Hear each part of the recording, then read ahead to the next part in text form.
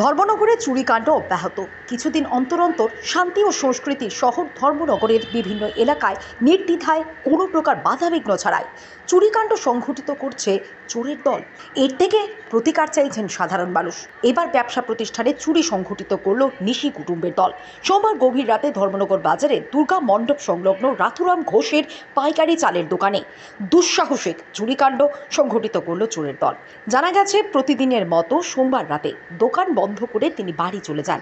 এরপর দিন অর্থাৎ মঙ্গলবার সকালে তিনি দোকানের শাটার খুলে দেখেন ভেতরে জিনিসপত্র সব এলোমেলো, ক্যাশ বাক্স সহ স্টিলের আলমারির লকার ভাঙা।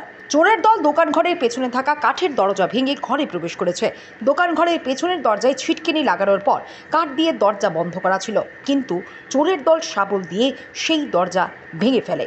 তিনি জানিয়েছেন, চোরের দল ক্যাশ বাক্স ভেঙে আনুমানিক নগদ 7 থেকে 8,000 টাকা এবং স্টিলের আলমারির লকার ভেঙে নগদ 37,000 টাকা চুরি করে নিয়ে গেছে। এরপরই তিনি এই বিষয়ে অবগত করেন ধর্মনগর থানাকে। চুরিকাণ্ডের খবর পেয়ে ঘটনাস্থলে ছুটে যান সাব ইন্সপেক্টর বিশ্বাস সাহা। তিনি সম্পূর্ণ ঘটনার বিবরণ নথিভুক্ত করে তদন্তের জন্য ক্যাশ বাক্স সহ লোহার শাবল জব্দ করে থানায় নিয়ে আসেন। শহরের প্রাণকেন্দ্রে এই ধরনের চুরিকাণ্ড সংঘটিত হওয়ায় পুলিশের রাত্রিকালীন টহলদারি নিয়ে প্রশ্ন উঠতে শুরু করেছে জনমনে।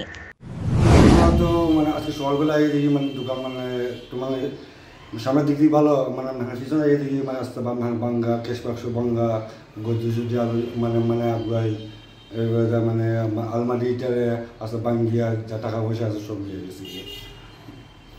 ক্যাশ বাক্সের মধ্যে আসছিল প্রায় প্রায় 7,000 টাকা।